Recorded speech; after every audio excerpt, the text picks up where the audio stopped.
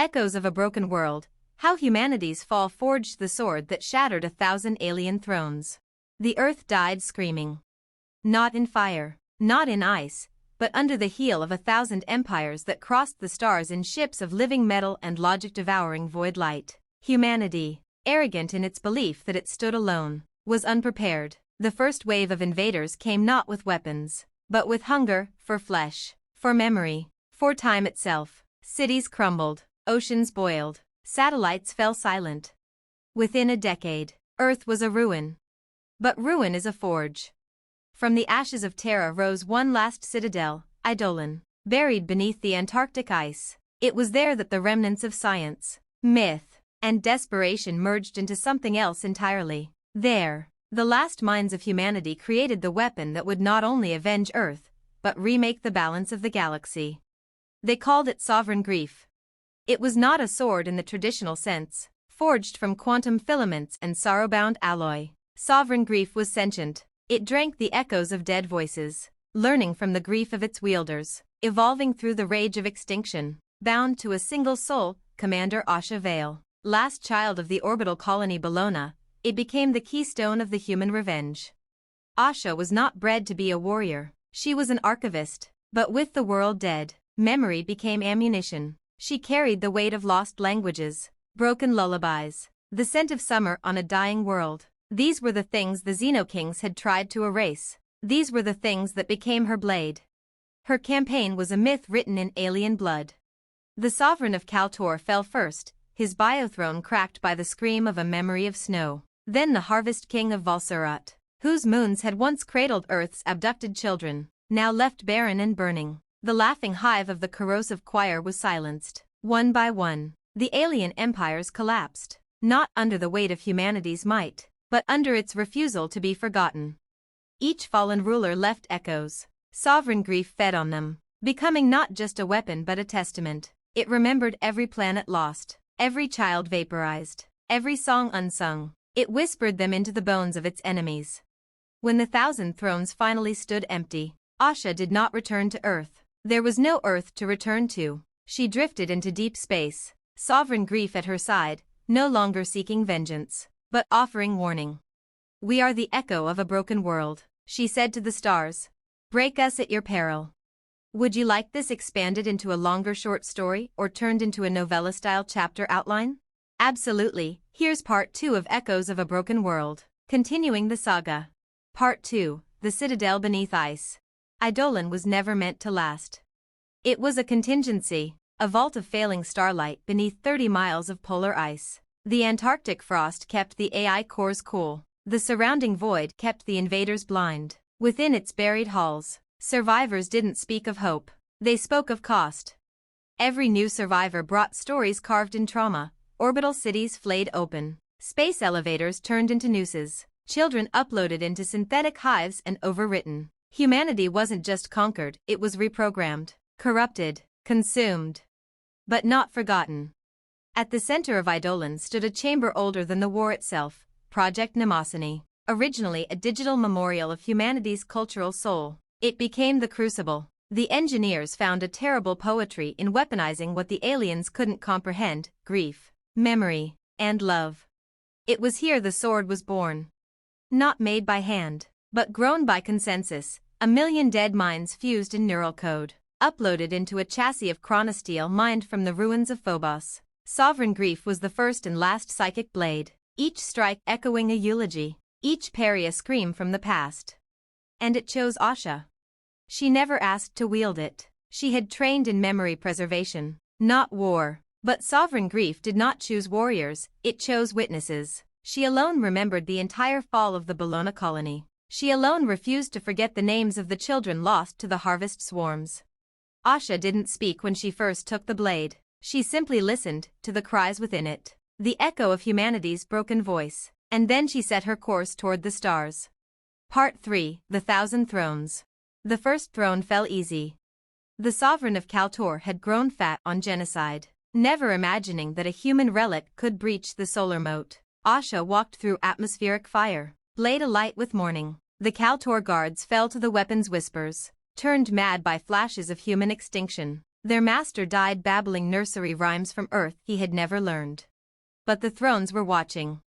They called her the Graveblade, the last symphony. They could not understand her weapon, only fear it. No force stopped her, no treaty soothed her. She did not bring war, she brought reckoning.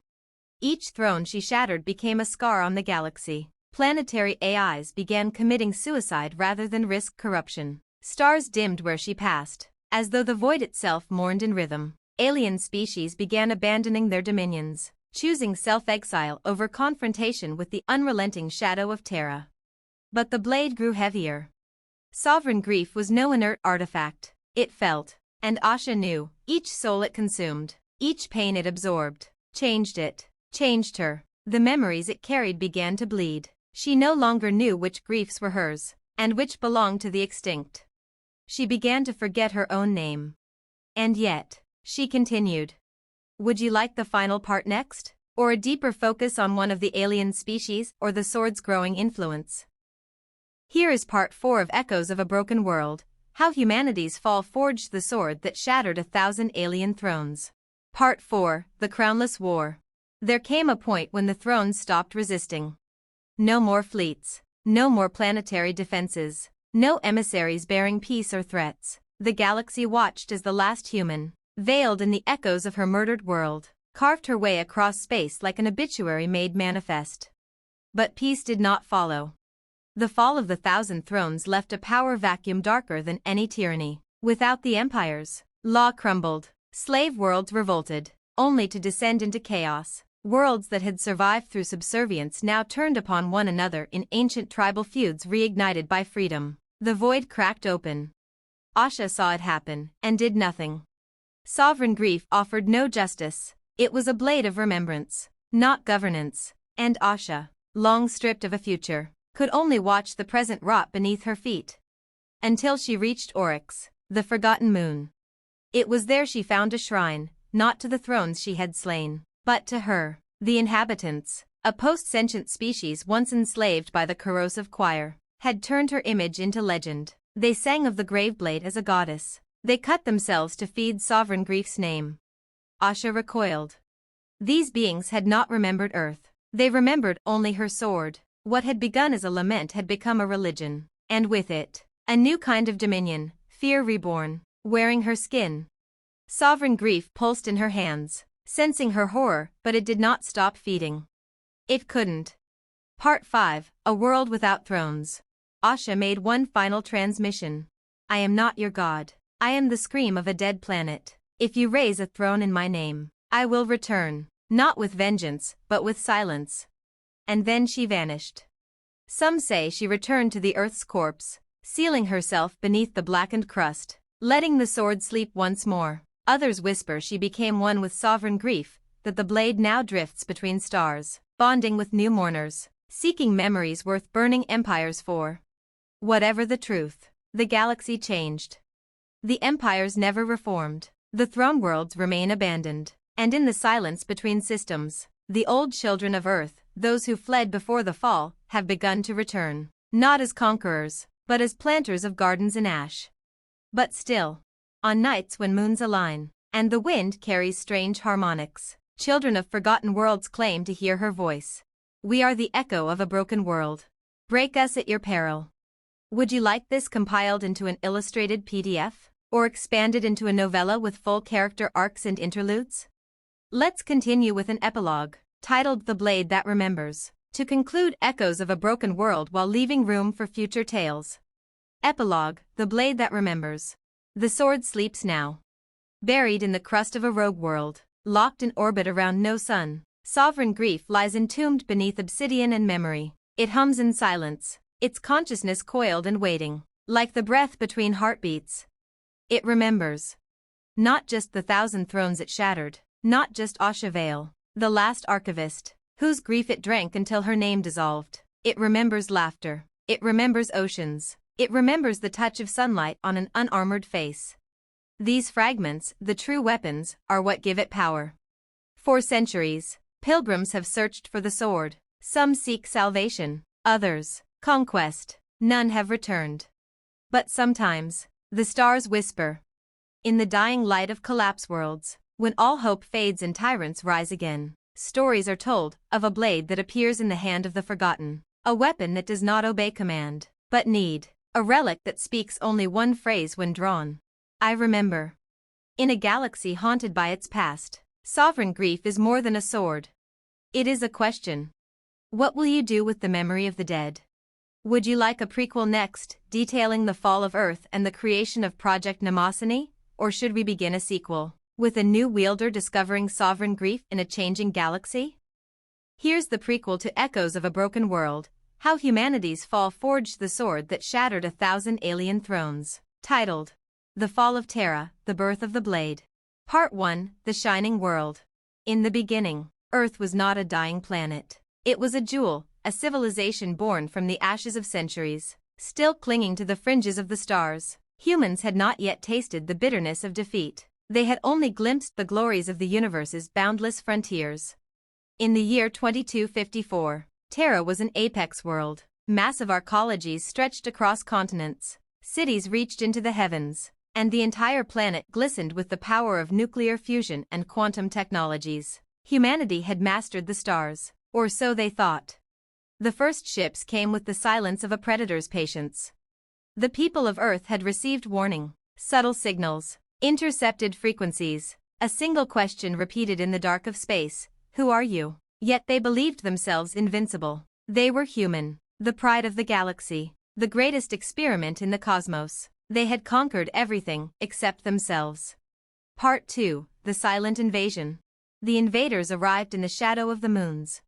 They did not come with banners or fleets, they came with minds. An ancient, hive-like intelligence spread across the universe like the roots of some predatory plant, absorbing civilizations with ruthless precision. Their ships were not metal, they were living organisms, sentient and cold. They did not speak in terms of war, but of consumption. Their aim was not conquest, it was assimilation.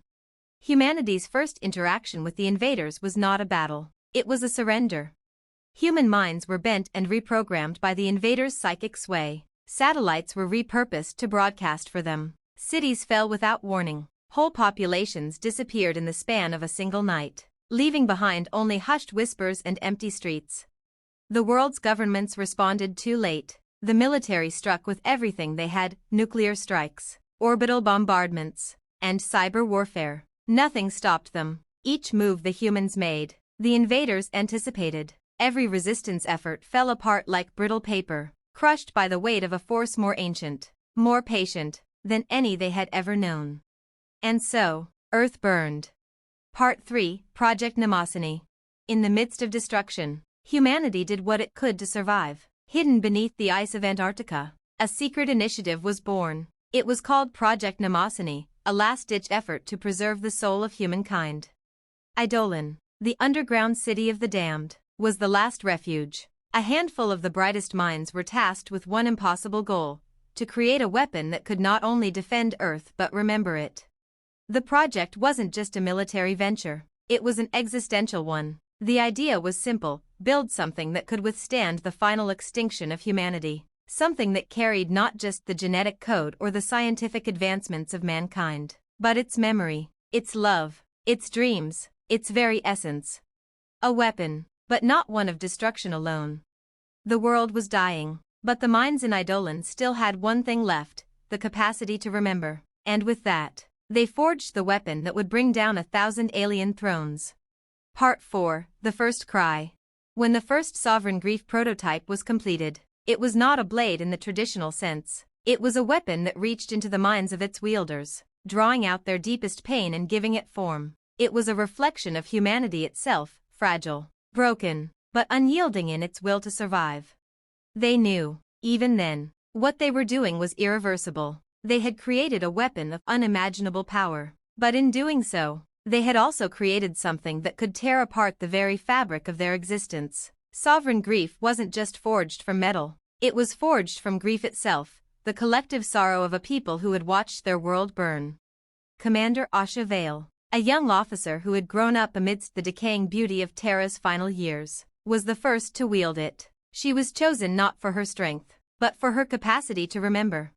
And when she held Sovereign Grief for the first time, She did not feel the rush of power that most warriors would have. Instead, she felt the sharp edge of loss. The blade whispered to her, "We remember. We do not forget."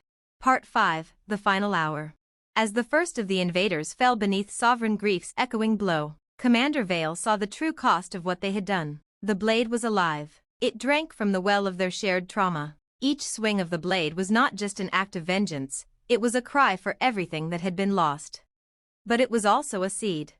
For humanity had never fully understood the nature of loss. They had fought wars over land, over resources, over pride, but they had never fought a war for their memories. Sovereign Grief wasn't simply a weapon of annihilation, it was a weapon of resurrection. And in its wake, the echoes of a broken world would haunt the galaxy forever.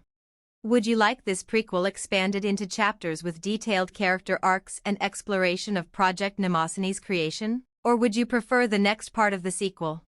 Here's the sequel to Echoes of a Broken World, How Humanity's Fall Forged the Sword That Shattered 1,000 Alien Thrones, titled The Return of the Graveblade. Part 1, Whispers from the Void. The galaxy was silent. For decades, there had been no sign of humanity, no remnants of the Graveblade or its legendary wielder, Asha Vale. The 1,000 thrones lay in ruins, their once proud rulers broken or fled into the dark corners of space. New powers had risen, born from the ashes of the old empires. The galaxy, now leaderless, swirled in a chaotic, delicate balance. But in the quiet edges of the galaxy, something stirred. It began with whispers, strange signals intercepted across the fringes of known space. At first, they were dismissed as anomalies, static from the dead empires, but then they became clearer, a repeating phrase. "I remember." And then, the sky burned.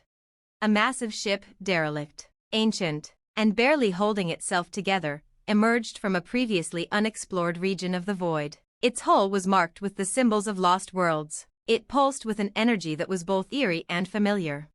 The galaxy's new powers feared what they could not understand. The myths of the Graveblade, the human sword that had shattered the thrones of 1,000 alien kings, had become legends. But legends have a way of coming to life when least expected. And this time, no one was ready. Part 2, The Last Archivist. On a barren world orbiting a dying star, a young scavenger named Z stumbled upon a piece of history.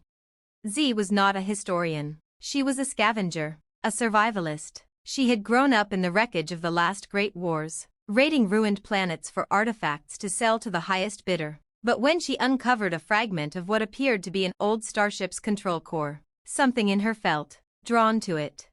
As she pried open the casing, she found a single, cryptic message, encrypted deep in the ship's data banks. Sovereign Grief awakens. Z had heard the stories, tales whispered by the survivors of the ancient empires. Cryptic warnings of a blade that could erase entire dynasties, that could erase entire species from existence. It was a myth. It had to be. But then the messages started. They were not from humans. They were from something else. In the dead of night, when the stars had long since gone out, a voice came to Z, soft, as if carried on the wind.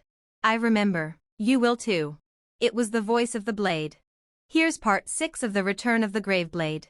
Part 6, The Shattered Crown. Z's journey had only just begun. As Sovereign Grief pulsed with the weight of 1,000 lost worlds, Z felt the burden grow heavier with each passing day. The sword did not speak in words alone, it filled her mind with memories that were not her own. Lives that had never been hers flashed before her eyes. The feeling of Earth's oceans crashing against the shores. The hum of satellites in the sky above Bologna. The smell of freshly fallen snow. Each memory was like an ember, burning her from within. She couldn't escape it. She couldn't run from it. Every night, she dreamed of Asha Vale, the last human to wield Sovereign Grief. In these dreams, Asha was not a warrior but a librarian, her hands stained with ink, her mind filled with stories of a world lost. The dreams showed Z the true cost of the weapon. Asha had never wanted to wield the blade. She had been the keeper of memories, not the bringer of destruction. And yet, she had been forced to carry the weight of humanity's final grief. Z's eyes snapped open in the darkness of her ship. Her breath quickened. The memories were real, and yet, they were not hers.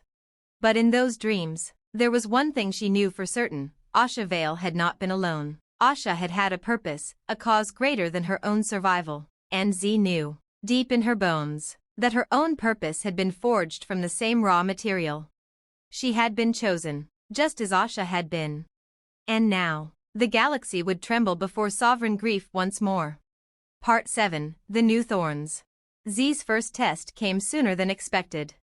She was not the only one seeking the Graveblade. The rise of sovereign grief had sparked interest from powers both old and new. The Genilum, a mysterious race of bioengineered nomads, had heard whispers of the Blade's return. Their emperor, a cruel and calculating figure known only as the Mournful Star, sent his fleet to intercept Z's ship as she passed through the Outer Rim. The battle was swift. The Genilum did not understand the force they were dealing with. Their ships, though formidable, were no match for sovereign grief's reach. With each swing of the blade, Z felt a surge of energy. The sword fed on the sorrow of the fallen, turning each memory into a weapon. Their ships fell one by one, disintegrating under the weight of grief they had never known. The Mournful Star himself attempted to confront Z, but he was not prepared for the sword's true power. As his armored form approached, Z raised sovereign grief, her hands trembling with the weight of her newfound responsibility. The blade hummed, its edges glistening with the remnants of the Genilum's broken empire. "You don't have to do this," the Mournful Star pleaded. His voice was a rasp, like something long past death. "You cannot carry the weight of humanity's past." "I don't have a choice," Z said, her voice cold with the realization that this was who she had become. "We all carry our past, whether we want to or not." With a single strike, the Mournful Star's reign ended. His empire crumbled before the blade, just as the 1,000 thrones had fallen. But as the Genilum ships scattered into the dark, Z felt something shift within her. She had won the battle, but the war had only just begun. Part 8, The Convergence. Word of sovereign grief's return spread quickly across the galaxy. Some saw it as a sign of salvation, others, as a harbinger of doom. Z knew she couldn't stand alone in this fight. The galaxy had forgotten the lessons of its past, and now, it had to remember. She had to find others who remembered, others who could carry the flame of humanity's lost legacy. Her first ally came from the wreckage of the Corrosive Choir, a race of ancient, telepathic aliens that had once been ruled by a terrible queen. Now, in the aftermath of the Empire's fall, one survivor remained, Drathis, a psychic capable of tapping into the memories of the lost. Just as sovereign grief did, Drathis had no love for the new rulers of the galaxy, and he saw in Z the potential to rebuild something greater than the fragmented powers vying for control. They would need to find the remnants of the other fallen thrones, those who had once ruled the stars, and awaken them, not to rule again, but to guide the galaxy into a new era, one where the mistakes of the past would not be repeated. Z didn't know where to begin. She didn't know how to wake 1,000 thrones from their slumber, but the sword, sovereign grief, would show her the way. Part 9, The Forgotten Ones. Z, Drathis, and a growing band of allies traveled across the galaxy, each step a struggle against the forgotten darkness that lurked within the ruins of past empires. They uncovered artifacts, ancient technologies, and fragmented histories that held the key to the galaxy's future. And then, on a dead world, deep within a dying nebula, they discovered what they had been searching for. The lost archives of the Elder Dominion, an ancient civilization that had once held dominion over an entire sector of space, now forgotten and consumed by time. The archives held the secrets to not only the history of the galaxy, but the key to controlling the ancient forces that had once shaped the universe. Z felt the pull of sovereign grief, and in that moment, she knew she had found what she had been looking for. The sword whispered to her once again, filling her with the knowledge of those who had come before. The galaxy was fractured, but it could be healed. The 1,000 thrones had fallen, but their echoes would guide her. Sovereign grief had been forged to end the reign of those who had ruled with cruelty, but it was also meant to unite those who still had the strength to remember. Z wasn't the last hope of the galaxy. She was its first. Would you like to continue with the search for the other thrones? Or focus more on Z's struggle with the weight of her role? Or perhaps a deeper exploration of the new factions arising in this post-throne galaxy? Part 10, The Fractured Star. Z stood at the edge of the forgotten archives, gazing into the dark void of the dying nebula. The Elder Dominion had ruled for millennia, but in the end, they, like all the others, had crumbled. Their once great cities were now tombs, their technologies scattered, and their history reduced to whispers. But those whispers were still alive in the corners of the galaxy, waiting to be heard. Drathis stood beside her, his eyes reflecting the dim starlight. The psychic felt the same weight pressing down on them. It wasn't just the sword or the remnants of fallen empires. It was the realization that the galaxy, like the broken shards of an ancient jewel, could never be whole again. The old ways were gone, and the new order, whatever it was to become, had yet to be forged. "We'll need more than memories to rebuild," Drathis said softly, his voice almost drowned out by the hum of the dying archives. "We'll need power. We'll need allies."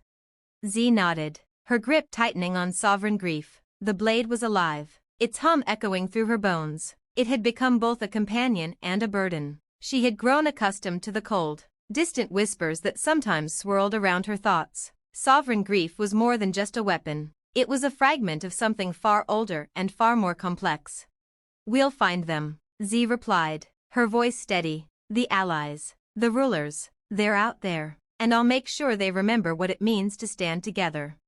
The galaxy was still vast, and the thrones that had once ruled it lay scattered, like shattered fragments of a star that had burned too brightly. Some of them were likely lost forever, their empires erased, their names forgotten. But Z had to believe that some still remained. Some would hear the call. Some would rise. Part 11, The Wraith of Talmara. The first step of their journey led them to the Wraith Worlds, a sector of space long haunted by strange energy storms and ghost ships. No one had dared to venture here in centuries, for the world was cursed. The only sign of life in the sector was a lone fleet of warships, silent, drifting like phantoms between the shattered planets of the Wraith Worlds. Rumors told of a ruler who had once controlled this cursed sector, the Wraith of Talmara. The Wraith was a ghost of her own making, an empress who had bound herself to the stars in an ancient ritual. She had never intended to be forgotten, and yet, over the centuries, her empire had withered, her people lost to time. The stars themselves seemed to mourn her absence. Z, Drathis, and their companions made their way to the remnants of Talmara's palace, a sprawling citadel now consumed by the storm. The energy fields were intense, as though the planet itself was trying to keep them out. The blade pulsed in Z's hand, the echoes of long-dead souls resonating within it. In the heart of the palace, they found her, the Wraith, not a ghost in the traditional sense, but something far stranger. Her body was alive, yet her soul was bound to the stars themselves, her essence woven into the fabric of the energy storms. Her form flickered, translucent, half visible, as though she were both here and somewhere else entirely. "I know why you've come," the Wraith's voice echoed through the storm, reverberating in their minds. "You seek the power of the past, but you will not find it here." Z stepped forward, Sovereign Grief held steady at her side. "I don't seek power," she said, her voice resolute. "I seek to remember, to unite what's left. I need your help." The Wraith's eyes, if they could be called eyes, narrowed. "You seek to awaken the thrones, but the galaxy is dead. The empires have fallen. We are the last of them." "No," Z said firmly. "You're wrong. There's still hope. The galaxy can be rebuilt, but only if we remember what we were." For a moment, the Wraith was silent. The storm raged around them, but the energy seemed to still. The Wraith's form flickered, unstable, as though she were on the verge of dissipating. "I can offer you no promises," the Wraith said at last, her voice growing distant, "but I can offer you something else." She reached out, and from the heart of the storm, a shard of blackened crystal materialized. It was a key, ancient and powerful, pulsing with energy. The Wraith extended it to Z, her form barely holding together. "This is the Heartstone. It is a fragment of the old empire. Use it to seek out the others, to awaken them. But be warned, child, once you use it, you cannot undo what has been set in motion." Z hesitated, but only for a moment. She took the Heartstone from the Wraith's outstretched hand, feeling the weight of it settle in her palm. Sovereign Grief pulsed at her side, as though in recognition of the gift. "I'll remember," Z said softly, "and I'll make sure the galaxy does too." The Wraith's form flickered once more, and for the first time in centuries, she smiled. "Then go, child. The galaxy will either rise or fall by your hand." Part 12, The Reckoning. The Heartstone was more than just a relic. It was a map, an artifact that could lead Z to the remnants of the lost thrones, those that had survived. or those who had hidden away in the darkest corners of the galaxy. It could help her track the faint echoes of once great empires, now reduced to nothing more than myth. With the Heartstone in hand, Z set her course for the next fragment of the galaxy's past, a place known only as the Tomb of the Silver Kings. It was said to be a graveyard of ancient rulers, remains of the once great Silver Empire, a civilization that had mastered both the stars and time itself.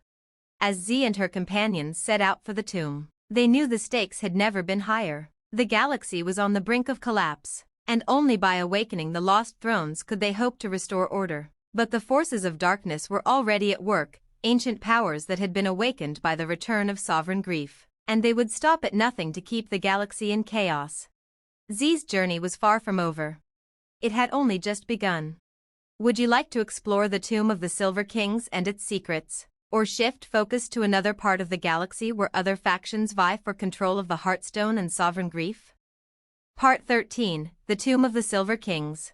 The Tomb of the Silver Kings was a legend wrapped in darkness. For centuries, no one dared to venture near the desolate world known as Kiran, a planet lost deep within a forgotten sector of the galaxy. The Silver Empire had once ruled with unparalleled power, its kings believed to have mastered time and space itself, manipulating the very fabric of the cosmos. But all that was left of them now were ruins, silent, cold monuments to their forgotten glory. Z, Drathis, and their growing alliance of allies stood at the edge of Kiran's orbit, looking down at the surface through the glass canopy of their ship. The planet was an arid wasteland, its surface cracked and scarred by ancient cataclysms. Massive structures jutted out from the earth, monolithic tombs that reached skyward like the fingers of long-dead giants. The Heartstone pulsed in Z's hand, its glow faint but steady. It led them here, this forsaken place where the echoes of the Silver King's rule still lingered, waiting to be awakened. "Do you feel that?" Drathis asked, his psychic abilities trembling with the subtle vibrations of the planet. "This place, there is something alive here, something ancient."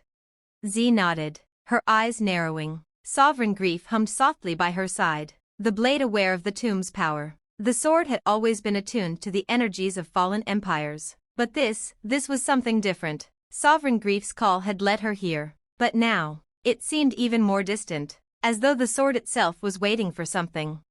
She turned to face Drathis. "It's the Tomb of the Silver Kings," she said. "It's alive. But it's more than just the remnants of a dead empire. The kings, they're still here. They watch." They descended into Kiran's atmosphere, the ship shaking as it pierced through the planet's thin veil of dust clouds. The tombs below were arranged in a vast, circular formation, their structures aligned with the stars themselves. It was as though the Silver Kings had been buried with the universe's most sacred geometry in mind, their resting places designed to preserve their reign for eternity. But eternity was a fragile thing, and the tombs had begun to crack. Part 14, The Silver King's Legacy. The entrance to the Tomb of the Silver Kings was a vast gate, made of a material unlike anything Z had seen before. It shimmered with an otherworldly glow, as though it were alive, pulsing with the energy of the galaxy itself. The Heartstone guided them toward it, and Z could feel the pull as she stepped forward, the weight of the blade growing heavier in her hands. "This is it," she said quietly, turning to face her companions. "This is where the Heartstone leads. The throne of the Silver Kings is inside."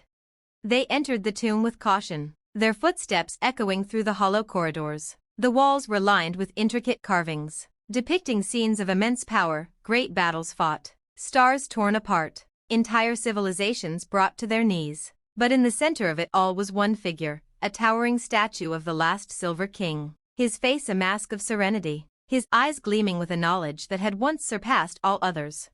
Z felt the weight of the king's gaze upon her as she moved deeper into the tomb. Sovereign grief pulsed, and the memories of the past began to flood her mind again, visions of the Silver Empire, of kings who had once bent the stars to their will, of empires that had consumed entire galaxies in their quest for power. And yet, the empire had fallen, the kings had fallen, their thrones lay shattered. "Why did they fall?" Z asked, her voice barely a whisper. Drathis, sensing her unease, replied, "Power corrupts. The Silver Kings were once the greatest empire in the galaxy, but they became obsessed with controlling time. They believed they could transcend death, that they could reshape reality itself. They forgot the most important lesson, that everything has a cost. A soft hum filled the chamber, and the ground beneath them trembled. The gates to the inner sanctum of the tomb began to open. The walls shifted, and from the shadows, a voice echoed. The last of the Silver Kings has come home. Z froze. The voice was not a ghost. It was alive, alive in a way that made the air thick with energy. The figure that emerged from the shadows was not a ghostly specter but a living, breathing being. She wore the regal armor of a Silver King, her form ethereal yet solid, her presence overwhelming. Her eyes were pools of starlight, her hair flowing like liquid silver. She was the last of the Silver Kings, preserved in a form beyond life and death, a being who had transcended mortality itself. "You are not of our bloodline," she said, her voice like the ringing of 1,000 bells. "You should not be here." Z's grip tightened on Sovereign Grief. "I am the one who has come to awaken the thrones. The galaxy has forgotten. I seek to restore what was lost." The Silver King stared at her, studying her with an ancient, knowing gaze. "You do not understand what you ask for. The thrones are not for you to wield. They are burdens, not crowns. The power you seek will consume you. It will shatter everything you are." Z stepped forward. "I am not afraid of the past. I am here to remember it, and the galaxy will remember it with me." The Silver King's gaze softened, as though seeing something in Z that she had long since abandoned. "Very well, but know this, child, you awaken the thrones at your peril. The galaxy will either bow before you, or it will be undone by your hand." She extended her hand toward Z, and in a burst of light, Sovereign Grief was drawn toward her. The blade hummed as it collided with the Silver King's energy, the two forces clashing in a magnificent explosion of raw power. Z fell to her knees, overwhelmed by the surge of energy. Memories that were not her own flooded her mind once again. The weight of 1,000 years of the Silver King's history pressed down on her. She saw their rise, their fall, their obsession with immortality. And she saw their doom. The blade pulsed again, and in that moment, Z understood. Sovereign Grief was not just a weapon. It was a key that could unlock the past and shape the future, but it could also shatter everything in its path. The Silver King's voice echoed one final time in her mind. "The galaxy has been forgotten. You will be the one to choose whether it remembers, or whether it falls forever." Part 15, The Rise of the Sovereign. Z staggered to her feet, breathing heavily. The visions had subsided, but their weight remained. Sovereign Grief hummed softly in her hands, more alive than ever. The last of the Silver Kings stood before her, now a mere shadow of the power she had once wielded. She nodded in approval, though her eyes were filled with sorrow. "The choice is yours now. The galaxy has forgotten, but you can awaken it." Z took a deep breath, her mind racing with the knowledge she had just uncovered. The galaxy was in chaos, and the thrones were only the beginning. But she wasn't afraid anymore. She understood now what Sovereign Grief truly was, as a weapon of remembrance. Yes, but also a tool for the future. The galaxy could rise again, but it would need a sovereign to guide it. She raised Sovereign Grief high, the blade's light blazing in the darkness of the tomb. "Then the galaxy will remember, and we will forge a new future, together." The tomb rumbled as the Silver King's long-forgotten power began to stir once more. Would you like to continue with the fallout from the rise of Sovereign Grief, or shift to another part of the galaxy as Z's influence grows?